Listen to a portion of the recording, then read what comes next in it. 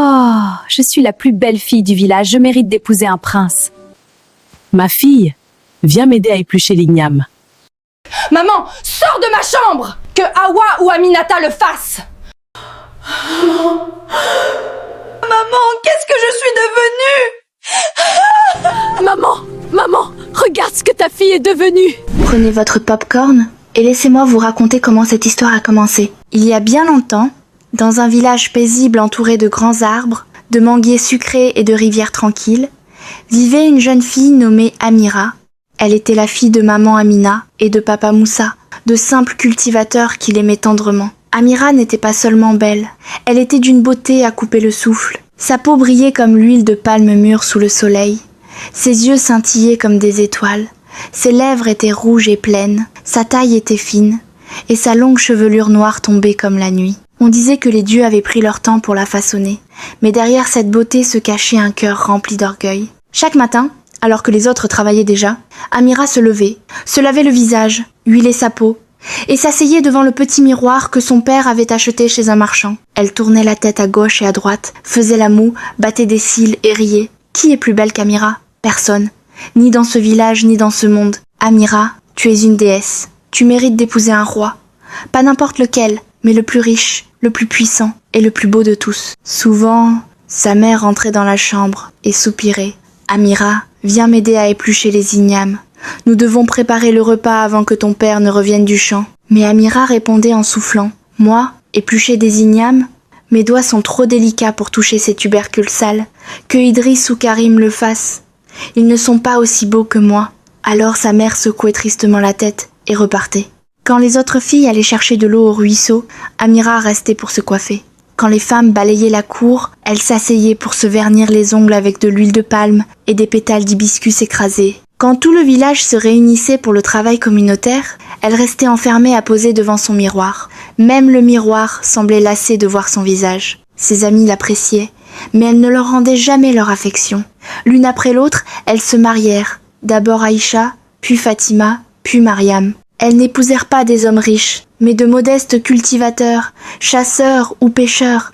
Amira les méprisait et se moquait d'elles. « Aïcha, regarde ton mari !» Ses dents ressemblent à du maïs grillé. « Fatima, ton homme roule à vélo. Et toi, Mariam, le tien n'a même pas de chaussures. » Ses amies faisaient semblant d'ignorer ses paroles, mais parfois elles pleuraient en secret. Pourtant, elles étaient heureuses dans leur mariage, ce qui rendait Amira encore plus jalouse. « Laissez-les avec leur pauvre amour, » murmurait-elle. « Moi, Amira, j'épouserai un roi, je porterai de l'or de la tête aux pieds, et je voyagerai dans un carrosse tiré par des chevaux blancs. » Un jour de marché, le village vibrait de sons et de couleurs. Les femmes vendaient des tomates, du piment et du gombo frais. Les enfants couraient en riant et des tambours résonnaient doucement sous un manguier. Amira s'habilla de son plus beau pagne et d'un corsage brillant comme le soleil du matin. Elle noua ses cheveux avec un foulard rouge éclatant et enduisit sa peau d'huile de palme. Puis elle marcha vers le marché comme une reine. Ses hanches ondulaient à chacun de ses pas. Les gens s'arrêtaient pour la regarder. « Elle est belle, mais son cœur est vide », murmura une vieille femme. « Elle marchait comme si la terre lui devait quelque chose », ricana un jeune garçon. Mais Amira n'en avait cure. Elle adorait attirer tous les regards. C'est alors qu'elle heurta quelqu'un. Son panier tomba, et le fagot de bois de l'autre personne se renversa également. C'était maman Safia, la femme la plus âgée et la plus respectée du village. Son dos était courbé par le poids des années. Ses mains tremblaient et ses pas étaient hésitants. Le bois se répandit partout et la vieille femme tomba à genoux. La foule s'exclama « Oh non, c'est maman Safia !» Amira se redressa fièrement, la regarda de haut et dit d'un ton sec « Pourquoi te mets-tu en travers de mon chemin comme une vieille chèvre? Tu as abîmé ma tenue. Sais-tu seulement qui je suis ?» La vieille femme leva les yeux vers elle et répondit d'une voix douce « Mon enfant, pardonne-moi, mes yeux ne sont plus aussi vifs qu'avant, alors reste dans ta hutte !» cria Amira. « Et ne t'avise plus d'approcher tes bûches pourries de mes beaux vêtements. » Autour d'elle, les villageois commencèrent à murmurer. « Demande pardon, Amira, c'est une ancienne. Elle pourrait être ta grande-mère. » Mais Amira détourna le dos, souffla avec mépris et s'éloigna. Maman Safia ramassa lentement son bois en secouant la tête. Puis elle leva les mains vers le ciel et dit d'une voix qui résonna comme le tonnerre « Amira, le miroir que tu adores finira par se détourner de toi. Que ta beauté fonde comme la cire d'une chandelle. Que ton orgueil devienne ta prison.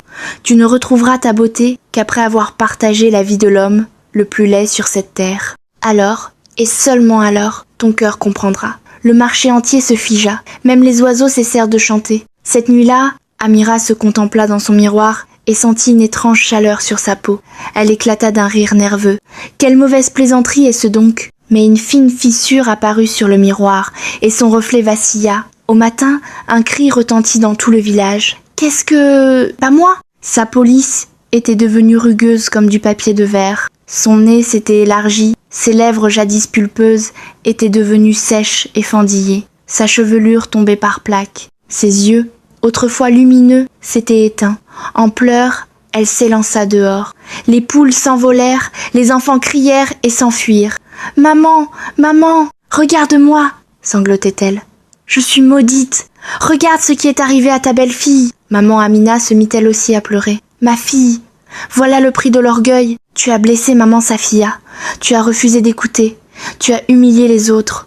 Je vais m'excuser, supplia Amira. Je vais lui demander pardon. Je lui donnerai à manger. Je balayerai sa hutte. » Mais lorsqu'elles se rendirent chez maman Safia, la vieille femme n'était plus là. Personne ne savait où elle avait disparu. Dès lors, Amira ne fut plus que l'ombre d'elle-même. Son miroir fut recouvert d'un tissu. Elle ne paradait plus. Elle restait enfermée, cachée dans la maison. Les villageois chuchotaient. « As-tu entendu ce qui est arrivé à Amira ?» Sa beauté s'est évaporée comme la fumée. Elle ressemble maintenant à une coque de noix de palme. L'orgueilleuse Amira était devenue silencieuse, humble et solitaire. C'est alors qu'un mystérieux voyageur entra dans le village. Il portait une longue tunique et son visage était dissimulé sous un grand chapeau de paille. Un jour, ce voyageur demanda à voir Amira et lui transmit un message. « Ta malédiction ne pourra être levée que si tu épouses l'homme le plus vieux et le plus laid vivant sur cette terre. Un homme aux dents pourries, à la peau infecte et au cœur plein d'exigences. Épouse-le non seulement avec ton corps, mais avec ton âme. Alors, et seulement alors, tu seras libérée. » Amira pleura pendant des jours. « Dois-je donc épouser un monstre pour redevenir entière ?» songeait-elle. Mais au fond d'elle-même, elle savait que c'était l'épreuve qu'elle devait affronter. Son chemin de douleur et de transformation ne faisait que commencer. Elle restait enfermée dans sa chambre, refusant de manger. Sa peau empirait de jour en jour. Sa beauté, autrefois sa fierté, était devenue son plus grand chagrin. Les villageois cessèrent de murmurer dans son dos. Ils ne la craignaient plus, ils ne l'enviaient plus. Certains allaient même jusqu'à la plaindre. Un matin, on frappa violemment à la porte. Sa mère ouvrit, et devant elle se tenait un étrange homme, petit, voûté, au gros ventre, la barbe blanche et longue, la peau ridée comme du gombo séché. Sa bouche ne comptait plus que 3 dents brunes. Il s'appuyait sur un grand bâton qui frappait le sol à chaque pas. Ses vêtements étaient déchirés et mal assortis. Ses yeux, vifs comme ceux d'un lézard, lançaient des éclairs, et son haleine sentait l'escargot pourri. « Je suis Bako », dit-il, avec un sourire tordu. « Je suis venue épouser Amira. » Maman Amina manqua de s'évanouir. « Épouser qui ?» balbutia-t-elle. « Amira. J'ai entendu dire qu'elle cherche un homme comme moi. » Amira sortit de la hutte, le cœur battant.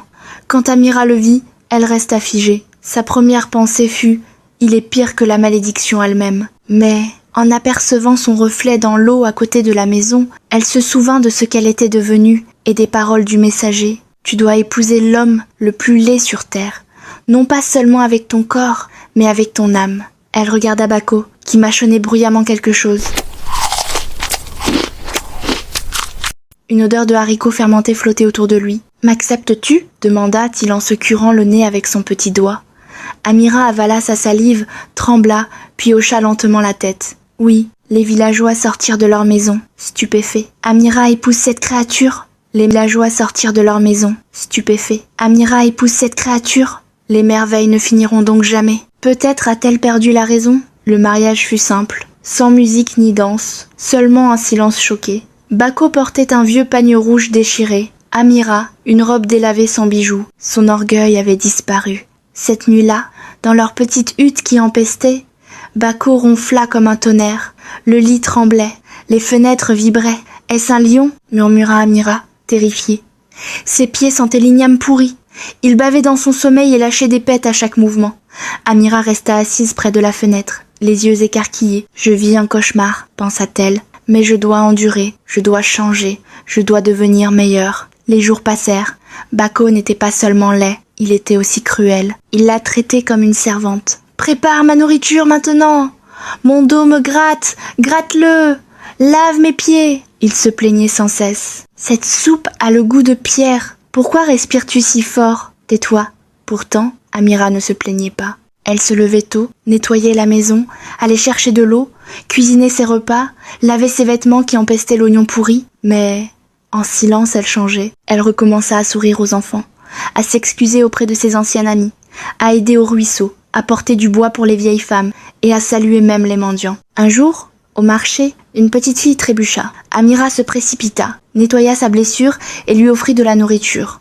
Non loin de là, assise sous un manguier, maman Safia observait. Elle murmura doucement « Oui, elle a changé. » Cette nuit-là, Amira s'endormit aux côtés de Bako, qui ronflait encore plus fort que jamais. Elle leva les yeux vers la lune par la fenêtre et chuchota « Si je redeviens un jour belle, je promets de ne plus jamais me moquer de qui que ce soit. Je n'oublierai jamais ce que c'est que d'être brisée. » Alors, dans son rêve, maman Safia apparut, rayonnante comme la lune. « Ma fille, dit-elle doucement, ta beauté est revenue pas dans ton visage mais dans ton cœur. À présent, tu es vraiment belle. Quand tu te réveilleras, tu le verras. » Le lendemain, Amira bondit vers le pot d'eau et se pencha pour contempler son reflet.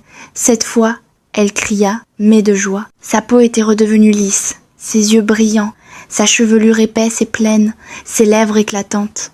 Sa beauté était revenue, mais plus forte, plus profonde et plus complète qu'auparavant. Elle sortit de la hutte en chantant. Tout le village accourut. Elle est redevenue belle. La malédiction est brisée. Bako sortit de la hutte en plissant les yeux. Lorsqu'il la vit, il recula. « Tu n'es pas ma femme. Ma femme était laide. » Amira lui adressa un sourire plein de douceur. « Merci, Bako. Tu as fait partie de mon chemin. Mais qui prépara ma nourriture maintenant ?» pleurnicha-t-il. Elle lui tendit une calebasse remplie de nourriture. « Que tu puisses trouver quelqu'un qui t'aimera tel que tu es. » Puis, elle quitta la hutte. Ses parents, en larmes, la serrèrent dans leurs bras. Peu de temps après, un prince riche et élégant, venu d'un royaume lointain, arriva au village. Il avait entendu parler d'Amira, de son chemin qui l'avait mené de l'orgueil à l'humilité. Lorsqu'il la vit, il tomba amoureux, non seulement de son visage, mais aussi de son cœur. Leur mariage fut le plus grand que le village ait jamais connu. Les danseurs dansèrent, les tambours résonnèrent, les femmes lancèrent des youyous, et même les arbres semblaient se balancer de joie. Mais Amira n'oublia jamais son passé. Elle traitait ses serviteurs avec bonté, saluait chaque vieille femme et jouait avec les enfants. Elle alla même un jour rendre visite à Bako et lui offrit de nouveaux vêtements. Elle ne vénérait plus son miroir, car désormais sa beauté venait de l'intérieur. Leçon morale. La beauté du visage attire les regards, mais la beauté du cœur attire les bénédictions. Celui qui marche avec orgueil finit toujours par tomber, car la vie trouve toujours un moyen de briser l'arrogance. L'or qui brille à l'extérieur peut cacher un cœur vide, mais une âme humble illumine tout un monde. Amira croyait que sa beauté faisait d'elle une reine, mais elle a appris que la véritable noblesse ne naît ni dans un miroir, ni dans la richesse. Elle naît dans la bonté, le respect et l'humilité. Car un visage peut faner comme une fleur au soleil, mais un cœur pur devient une lumière que rien ne peut éteindre.